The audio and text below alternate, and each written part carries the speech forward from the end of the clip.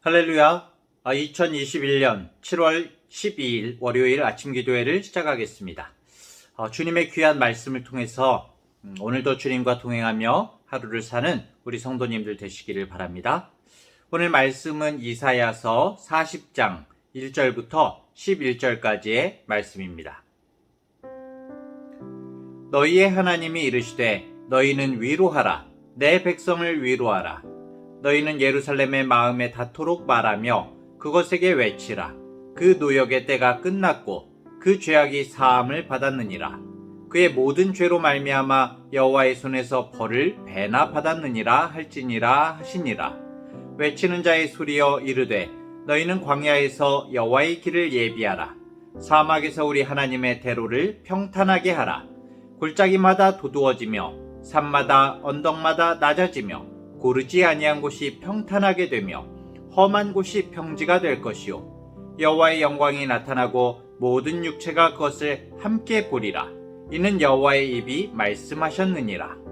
말하는 자의 소리여 이르되 외치라. 대답하되 내가 무엇이라 외치리이까 하니 이르되 모든 육체는 풀이요 그의 모든 아름다움은 들의 꽃과 같으니 풀은 마르고 꽃이 시들면 여호와의 기운이 그 위에 불미라. 이 백성은 실로 풀이로다. 풀은 마르고 꽃은 시드나 우리 하나님의 말씀은 영원히 서리라. 아름다운 소식을 시온에 전하는 자여 너는 높은 산에 오르라.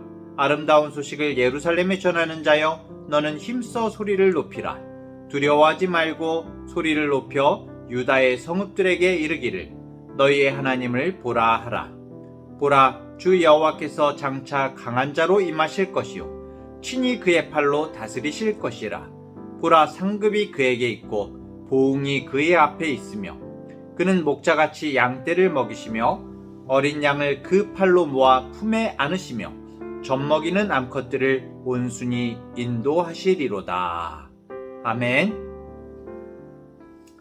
어제까지 야고보서의 말씀을 묵상하다가 전에 묵상하던 이사야서가 오늘부터 다시 이어지는데요. 매일 성경의 진도를 따라서 계속 말씀을 따라가고 있습니다. 오늘은 이사야 40장 말씀으로 시작이 됩니다. 이사야서는 모두 66장으로 나뉘어져 있는데요. 크게 세 부분으로 나눌 수가 있습니다. 첫 부분은 1장부터 35장인데 유다의 그 우시야 왕부터 히스기야 왕까지의 그 시대상이 나와 있습니다. 하나님의 백성에 대한 그 심판의 경고, 그리고 회복의 약속, 그리고 열방에 대한 심판과 구원에 대한 그 기사가 쭉 나오고 있고요. 그리고 둘째 부분이 36장부터 39장까지인데 특별히 그 아시리아의 왕 사네립의 침략을 받았을 때의 히스기야 왕에 대해서 나오고 있습니다. 히스기야 왕의 그 믿음, 그리고 병들었던 것, 그리고 마지막에 신앙의 그 타락에 대해서 나오고 있죠. 그리고 이제 마지막 세 번째 부분이 바로 오늘부터 시작되는 40장부터 마지막 장까지인데요. 여기는 그야말로 앞에 있을 예언입니다. 예언. 사실은 아직 여기에 나오는 일들이 이루어지지 않은 것입니다. 나중에 있을 일들을 이미 이사야 선지자 시대로부터 100년에서 160년 정도 후에 일어날 일들을 미리 말씀하고 있는 거예요. 유다 백성들의 바벨론 포로와 그 귀환에 대한 것, 그리고 메시아에 대한 어떤 종말론적인 그 구원에 대해서 증거를 하고 있습니다. 드디어 오늘 본문 1절부터 11절은 하나님의 백성이, 지금까지는 이제 경고와 그런 말씀들이었거든요. 경고의 말씀, 바벨론에게 끌려가게 되는 그런 말씀들이었는데 오늘 본문 1절부터 11절은 하나님의 백성에 대한 어떤 징계가 끝나고 이제 하나님의 인도하심이 있을 것이다 라는 그런 말씀을 주고 계십니다. 1절을 볼까요? 너희의 하나님이 이르시되 너희는 위로하라. 내 백성을 위로하라. 위로하라는 말이 두 번이 반복이 되죠. 성경에서 반복이 굉장히 중요합니다. 강조하는 것이고 하나님의 뜻이라는 것을 말하고 있는 것이죠. 꼭 반드시 위로해라. 위로받아야 된다라는 그런 의미입니다. 그 위로의 대상이 누구입니까? 바로 내 백성, 내 백성을 위로하라 그렇게 나오죠. 내 백성. 사실 이 유다 자손들은 하나님을 섬기는 흉내만 내고 마음으로는 주님을 섬기지 않았습니다. 그러고도 뭐 괜찮을 거라고 그렇게 생각을 한 거죠. 또 하나님을 신뢰하기보다 주변의 강대국들을 더 의지하는 것이 국가적으로 뭐 더 이익이다라고 그렇게 생각을 했던 것 같습니다. 이 유다는 하나님을 하나님으로 섬기지 않고 그 북이스라엘의 전철을 밟아서 우상을 만들어서 그것을 하나님이라고 여기고 그것이 자신들을 지켜줄 것이라고 하는 어처구니 없는 그런 우상 숭배를 했죠. 그래서 결국에는 바벨론에서 노예로 안타까운 삶을 살게 되는 것입니다. 그럼에도 불구하고 하나님께서는 유다를, 이스라엘을 내 백성이라고 불러주십니다. 내 백성. 그리고 유다의 죄를 용서하시고 위로해 주실 것을 말씀하시는 거죠. 내 백성을 위로하라. 이 한마디 말씀에 하나님의 이 이스라엘을 향한 사랑과 계획이 담겨 있는 것이죠. 우리 부모들은 아무리 우리 자식들이 죄를 지어도 그렇죠? 결국 자녀이기 때문에 막 마음에 막 이렇게 끌어도 결국에는 마음을 놓고 자녀이기 때문에 결국에는 용서하게 되죠. 네. 자녀가 병에 걸려서 괴로워할 때면 어떻습니까? 차라리 내가 알았으면 좋겠다. 내가 대신 병에 걸렸으면 하는 것이 바로 부모의 마음이죠. 하나님의 마음도 그렇습니다. 아무리 이스라엘 백성들이 죄를 지어서 바벨론의 포로로 끌려가서 정말 고초를 당할 때에 하나님의 마음이 어떠셨을까요? 당연히 아프지요. 자녀가 벌을 받고 괴로워하는 것을 즐기는 부모가 세상에 어디 있겠습니까? 하나님과 하나님의 모습이 바로 우리 하늘 아버지와 우리와의 관계가 사실은 우리와 자녀들과의 관계를 보여주시는 거죠. 그럼에도 하나님께서는 정말 이스라엘로 하여금 자신들의 행한 죄를 깨닫게 하기 위해서 결국에는 심판을 하시게 되는 거죠. 바벨론으로 끌려가게 하시는 겁니다. 우리는 사실 이 성경을, 이 모든 것이, 이 역사가, 이 모든 주님의 계시가 있는 성경을 우리는 받았습니다. 그리고 이런 이스라엘의 전철을 밟지 말라는 하나님의 경고의 메시지를 우리는 이렇게 성경만 펼치면 볼 수가 있어요. 그런데 왜 이 말씀들을 읽을 때에 자꾸 우리들의 모습이 비춰지는 걸까요? 간절히 원하기는 하나님의 이 형벌을 우리가 무서워하는 것이 아니라 정말 우리가 주님을 사랑함으로 우리를 사랑하시는 그 하나님의 마음을 기억하고 정말 하나님의 그 안타까운 마음을 우리를 위로하고자 하는 그 마음을 기억하는 주님의 자녀들이 되기를 원합니다. 2절을 볼까요? 너희는 예루살렘의 마음에 닿도록 말하며 그것에게 외치라. 그 노역의 때가 끝났고 그 죄악이 사함을 받았느니라. 그의 모든 죄로 말미암아 여호와의 손에서 벌을 배나 받았느니라 할지니라 하시니라. 여호와의 손에서 벌을 배나 받았답니다.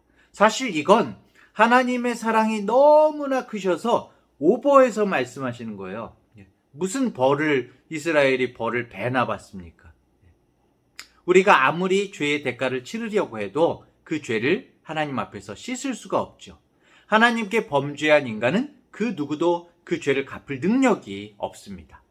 하나님께서 이스라엘 백성들을 향해서 바벨론에 끌려가서 포로 생활을 할 것이라고 말씀은 하셨지만 그 바벨론의 포로 생활 자체가 이 이스라엘의 잘못을 사해주는 그런 징계가 아니거든요. 사해줄 수가 없거든요. 수단이 될 수가 없는 것입니다. 이스라엘 백성들이 용서받을 수 있는 것은 오로지 그냥 하나님의 은혜인 것이죠. 이들이 대가를 치렀기 때문에 용서를 받는 것이 아닙니다.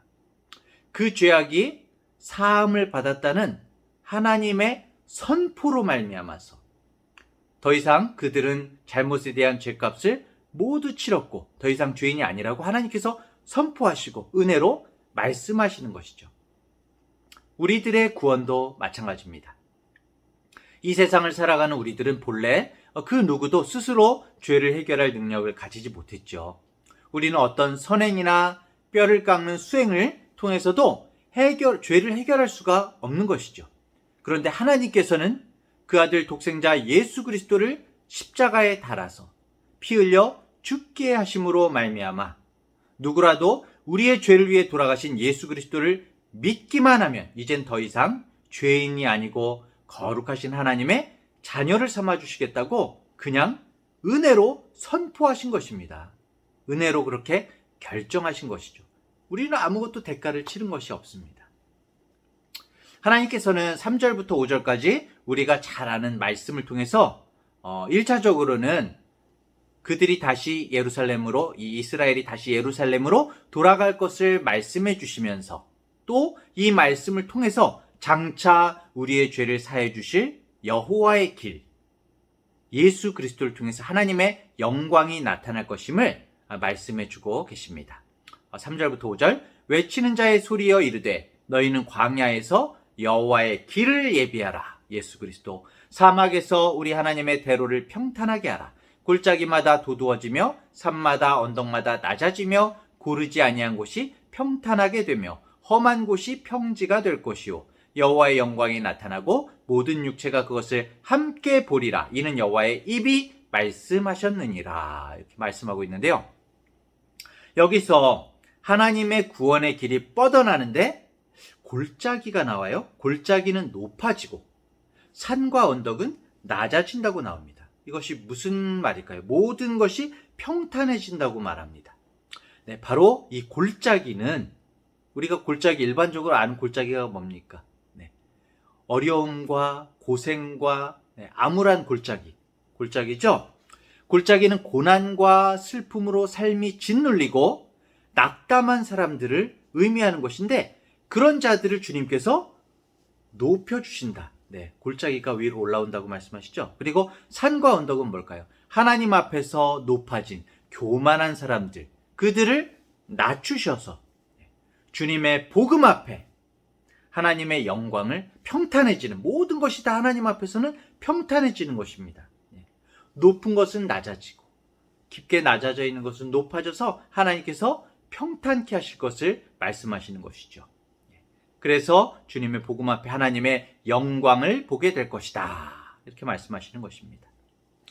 결국에 어찌 보면 우리가 징벌이라고 생각했던 바벨론도 사실은 벌이 아니라 우리를 다듬고 일으키시는 주님의 은혜일 수 있는 것입니다. 하나님께서 유다 백성의 그 포로 생활에 마침표를 찍어주셨던 것처럼 우리의 삶에도 하나님께서 허락하신 기간이 있습니다. 우리들에게는 기간이 있어요. 네. 부모로서의 기간, 자녀로서의 기간, 내가 지금 앉아있는 자리에도 기간이 있고 어떤 무엇보다도 하나님께서 나에게 이 땅에서 허락하신 생명의 기간이 있습니다. 그 기간을 정말 하나님을 목적 삼고 신실하게 사는 것이 진정한 하나님께서 이 땅 가운데 우리를 보내신 이 뜻을 이루는 것이죠. 진정한 삶의 지혜인 것이죠. 특히 우리는 지금 어떤 기간을 지나고 있습니까? 코로나 바이러스. 이 바이러스에 잠식된 답답한 시기를, 그 기간을 지나고 있습니다. 하지만 이 기간도 결국은 주님의 권능의 손바닥 가운데 있는 것이고 하나님의 구원 계획 가운데 있는 과정인 것이죠. 우리가 이 사실을 잊어서는 안 되겠습니다. 우리는 이 기간을 주님 앞에서 온전히 겸비하고 정말 감사하면서 보낼 수 있도록 다 함께 기도해야 될 것입니다. 자, 6절부터 8절을 또 볼까요? 말하는 자의 소리여 이르되 외치라. 대답하되 내가 무엇이라 외치리까 하니 이르되 모든 육체는 풀이요 그의 모든 아름다움은 들의 꽃과 같으니 풀은 마르고 꽃이 시들면 여호와의 기운이 그 위에 불미라. 이 백성은 실로 풀이로다. 풀은 마르고 꽃은 시드나 우리 하나님의 말씀은 영원히 서리라 하라. 이렇게 나오고 있습니다. 여기서 모든 육체가 풀이고 인생의 아름다움이 들의 꽃과 같아서 풀은 마를 수밖에 없고 꽃도 시들 수밖에 없다고 말하고 있는데요. 그리고 하나님의 말씀이 영원히 선다고 말씀을 하는데 그런데 맥락상 좀 여기에서 왜 이 말씀이 나올까 좀 생각을 하게 되죠. 지금 하나님께서 이스라엘을 위로하시는 장면이거든요. 네. 포로로 잡혀갔던 너희들을 위로하면서 다시 데려오시는 장면인데 여기서 풀은 마르고 꽃은 다 시들게 된다.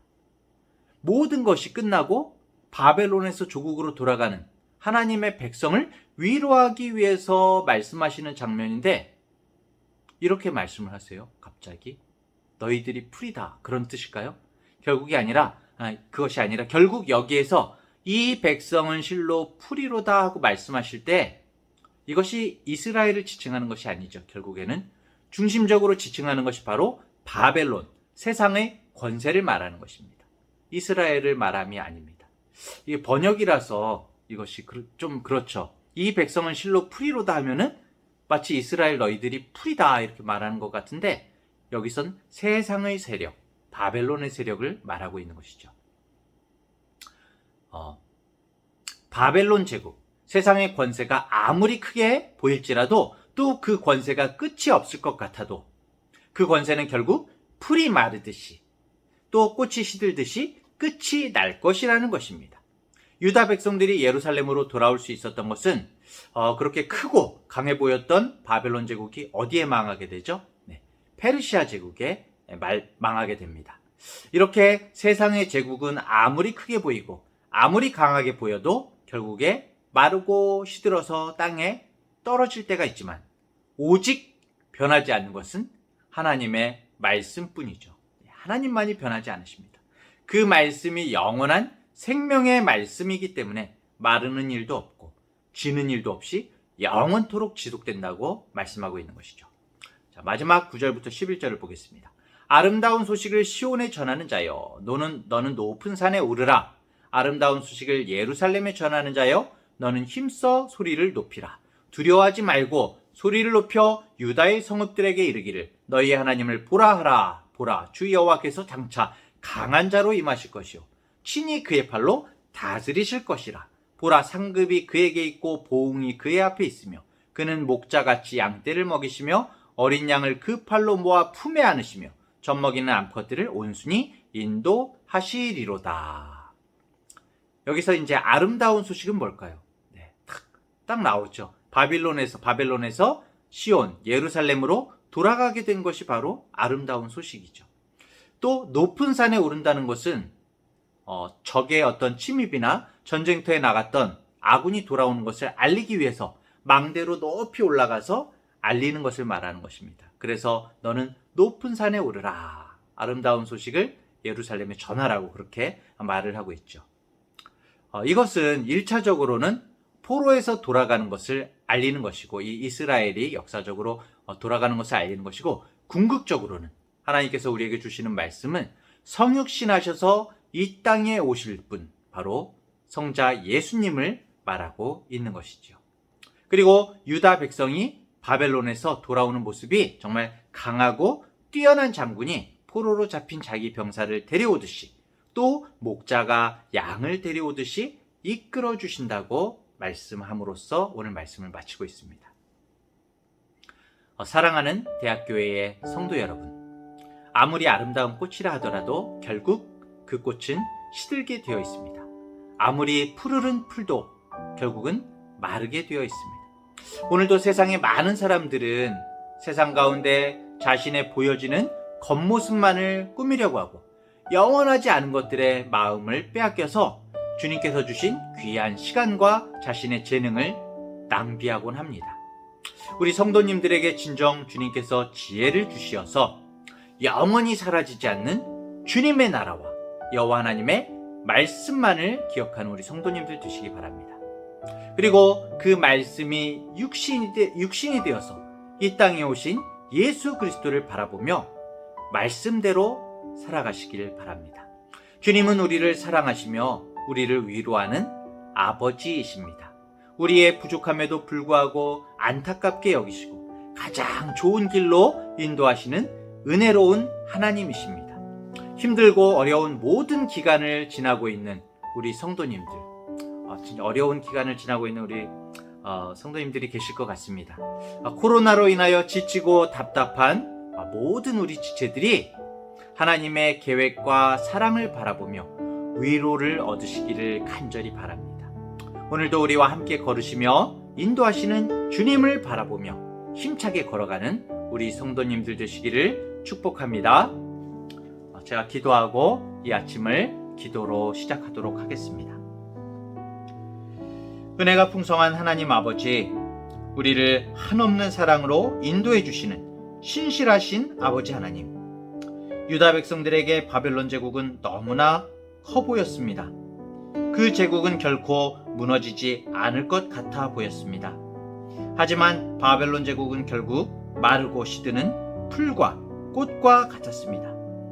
세상에 있는 것이 아무리 크고 아무리 강하게 보일지라도 하나님보다 결코 크거나 강할 수 없음을 잊지 않게 하여 주시옵소서. 정말 없어져 버릴 들의 풀과 꽃과 같이 세상적인 욕망에 사로잡혀 살지 않게 하시고 영원하신 하나님의 말씀만을 붙들고 살아갈 수 있도록 참된 지혜를 허락하여 주시옵소서. 우리가 때로는 주님 앞에 범죄할 때에도 우리가 죄악에서 돌이켜 다시 주님 앞에 서기를 간절히 원하시는 아버지 하나님의 마음을 늘 기억하며 살아가게 하여 주시옵소서. 참된 목자이신 주님의 품 안에서 진정한 평안을 만끽하는 우리들이 되기를 소망합니다. 힘들고 어려울 때마다 낙심하지 않고 우리의 시선이 영원하신 하나님만을 바라보며 살아갈 수 있도록 주님 붙들어 주시옵소서. 오직 주님만이 우리를 일으켜 세우실 수 있음을 고백합니다. 오늘도 주님이 주시는 새 힘으로 독수리처럼 창공을 향해 힘차게 날아오르는 우리 모든 성도들 되게 하여 주시옵소서. 감사드리며 예수님의 이름으로 기도합니다. 아멘.